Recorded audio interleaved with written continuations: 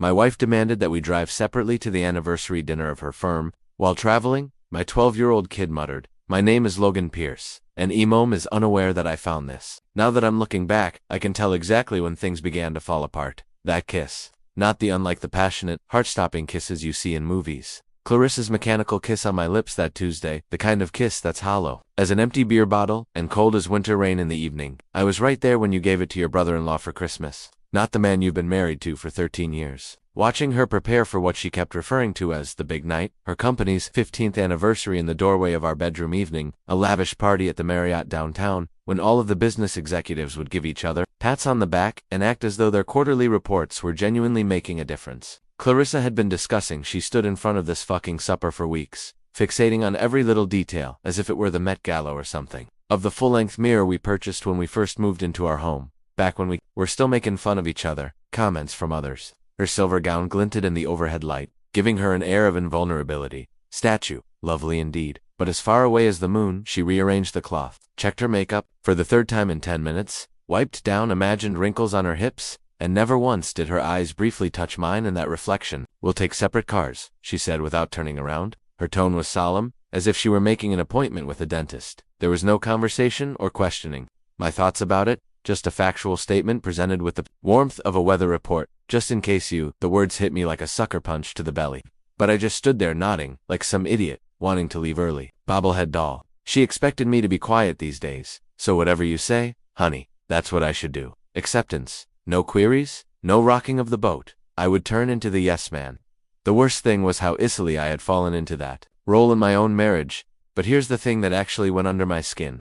She stated it as if I were the issue, as if I were a reclusive hermit, incapable of managing a basic business dinner, as if I had been putting up barriers, withdrawing, and establishing this strange separation. It was like trying to embrace someone through bulletproof glass separating us. But in reality, Clarissa had been different. For months now, perhaps longer. When you're living in slow-motion catastrophe, time seems to blend together in an odd way. She had become aloof, preoccupied, and constantly hiding behind her phone, laptop, or late nights at the office became the norm due to an urgent work problem that couldn't wait until morning. Weekend business calls became weekend business trips, and my wife, who happened to be a stranger along the way, I used to try asking her about her day, suggesting that we go out to dinner somewhere nice, and perhaps even asking her if she wanted to reveal my address.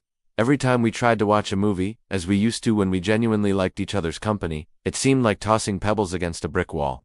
She would respond to me with a single phrase and weariness that never extended to her eyes. The fact that she was so small suggested that she had more pressing concerns than anything I was talking about. Sue me. When someone repeatedly shows that they don't want your attention, you finally quit trying as hard. It's called emotional distancing, not self-preservation, but tonight was different. She had made it very clear that tonight was important to her, and this anniversary meal was her opportunity to shine and connect with. I understood. I truly did. The company's top executives, to demonstrate that she belonged in those boardrooms with the big boys. To get to her current position, Clarissa had to put in a lot of effort, working her way up from junior analyst to senior project manager. She had earned her place at that table in a field that wasn't exactly known for elevating women. The issue was, she didn't want me near it. Understandable. I was able to utter it at last, but it felt like I was swallowing sandpaper. In any case, traffic is likely to be a nightmare. She nodded. Still she continued to fiddle with the dress as if it may catch fire if she didn't get every fold right, without even looking at me. Fine. You know how these things go. The dinner is scheduled to begin at 7:30, but I should definitely arrive early.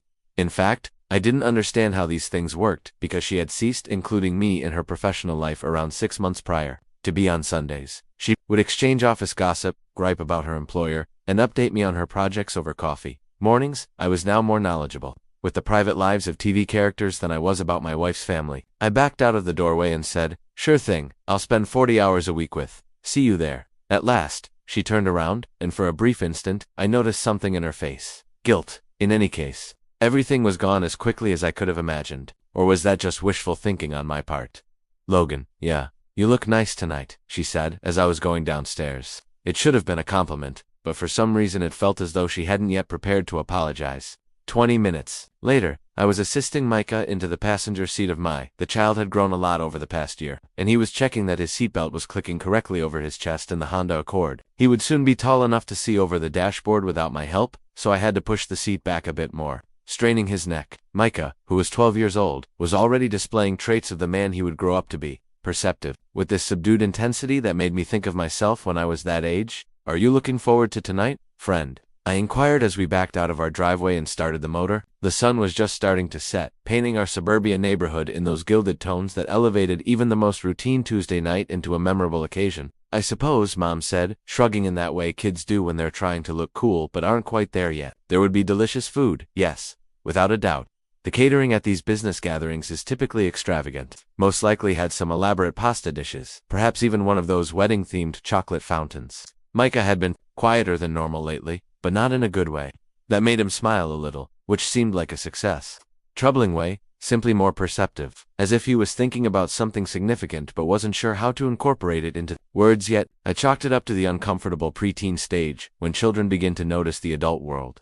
It isn't as easy as they believed.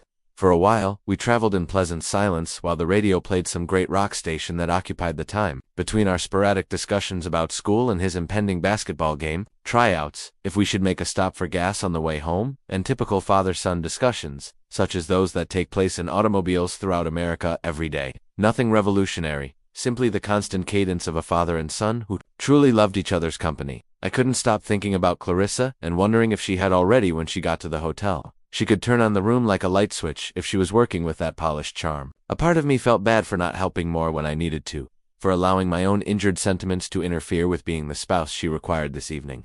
Perhaps I ought to have exerted more effort to ride with her, be there rather than merely following the routine, but she had made it apparent that she needed privacy. Was that anything I should dispute? I was so preoccupied with my own thoughts that I nearly missed Micah shifting in his chair, leaning toward me and displaying the specific body language children employ when they're going to divulge a secret. Recognize the expression that conveys they've discovered something, that mix of fear and exhilaration. Significant, but aren't entirely sure how to handle it. "Dad," he murmured, his voice becoming nearly a whisper despite the fact that in the van, we were by ourselves. "Hey kiddo." He looked around as if to look for surveillance, and suddenly he arrived at Mom as unaware that I discovered this in his jacket pocket. My initial assumption was that he found a surprise present she had stashed away. Perhaps for my birthday next month, or in early. Clarissa had always been adept at keeping things under wraps, so she was planned to surprise us with a Christmas present, putting gifts in areas she assumed we wouldn't check for important occasions. But when Micah opened his hand, it was a hotel keycard, not a piece of wrapping paper, a jewelry box, or anything else I might have been expecting. White plastic, a common feature of many chain hotels nationwide, is the type of item you slide into. Nothing very special about it, except that you may put it in your wallet and forget about it until you're attempting to enter your hotel at the end of a long day. For two aspects that made me feel as if I had just crashed down a cliff. First, a room number was written second. Behind that, in the same blue ink on the magnetic strip, 237. Darren's name was written in meticulous calligraphy, and I continued to drive. Although everything inside me remained motionless, my foot kept the same pressure on the gas, and my hands remained steady on the steering wheel. Pedal my face most likely.